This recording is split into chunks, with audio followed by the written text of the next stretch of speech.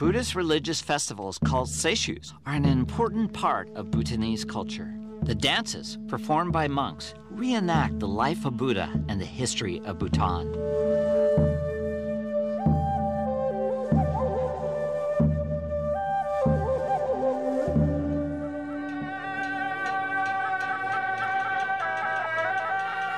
This is the beginning of the Paro Dance Festival, and it begins in small monasteries up on the hillside above Paro, and tomorrow it will go down to the main Zong in Paro. All these are dancers that are streaming up this mountainside.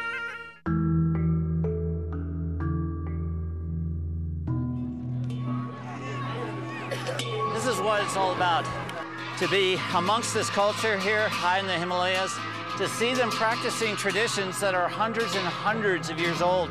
And it's not being performed for tourists, it is for them.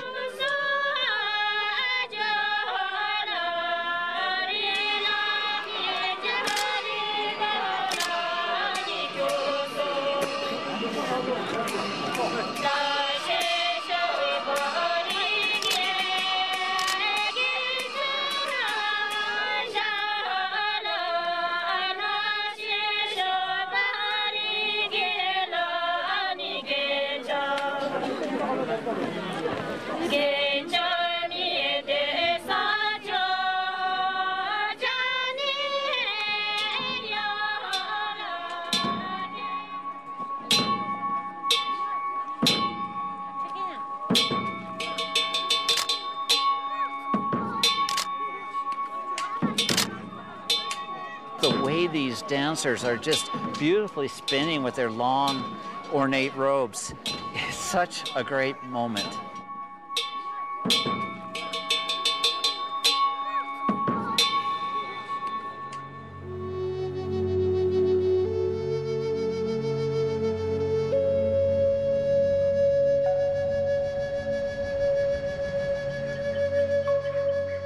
The day after the festivities at Zong Draka, Pema and I head to the magnificent Zong in Paro for a celebration on a much grander scale. This Paro Zong is my favorite. It's so ancient looking. The seishu is in fact a religious ceremony, isn't it? Yes, sir. It's dedicated to the one who introduced the Buddhism here in the country. We call it Second Buddha or Guru Rinpoche. And when did he bring Buddhism into Bhutan?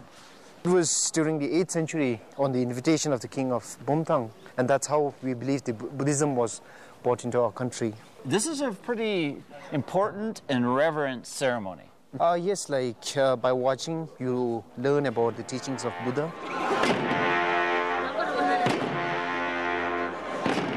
These movements are so graceful and hundreds of years old, and they all tell a beautiful story.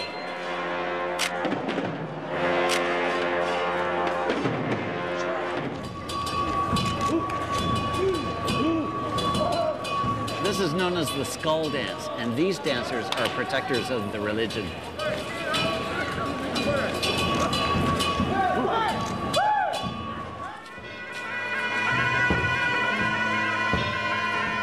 These are the black hat dancers. There's 21 of them.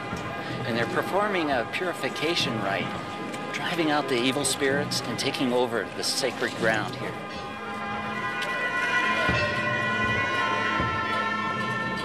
This dance ritual has been performed in the square for hundreds of years. And as I photograph this, it feels like I'm moving back in time. It's a very solemn dance. Very rich in detail, pattern, and grace.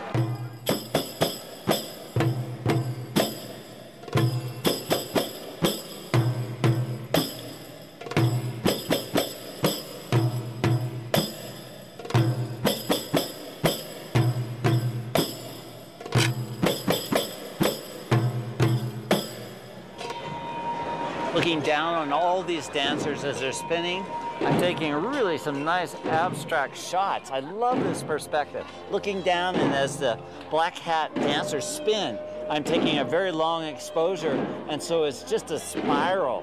Very artistic, very abstract, just a different view of this dance.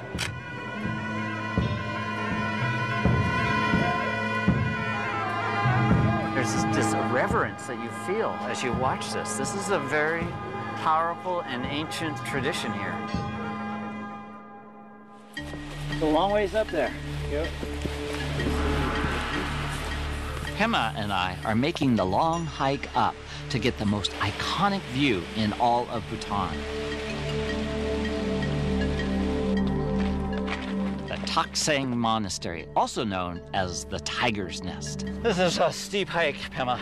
Yeah, it's worth it. We are going to visit one of the most sacred places here in Bhutan.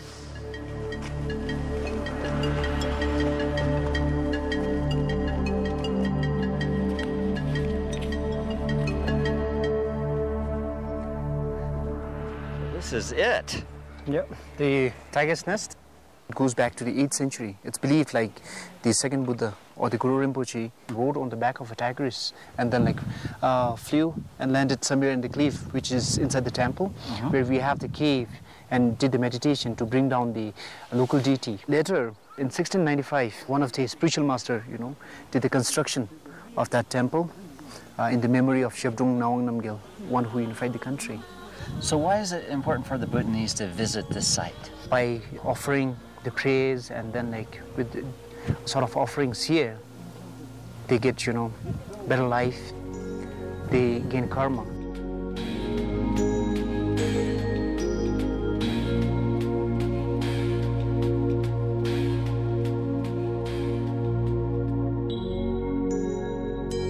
This is the classic view of Bhutan, the Taksang Monastery, perched on this very steep granite hill. But what makes it so great is the way the light is illuminating these prayer flags. The wind is sweeping up the slope, and the prayer flags are right perpendicular to where I'm standing. It is such a classic view.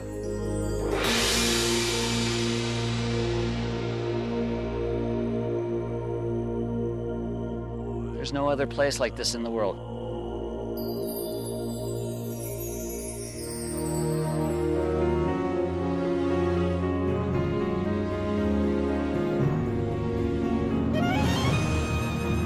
Bhutan has survived in isolation for more than 1,000 years. As this enlightened nation greets the 21st century, its greatest challenge is preserving its soul. The signs seem promising. I'm Art Wolf. Join me next time on Travels to the Edge.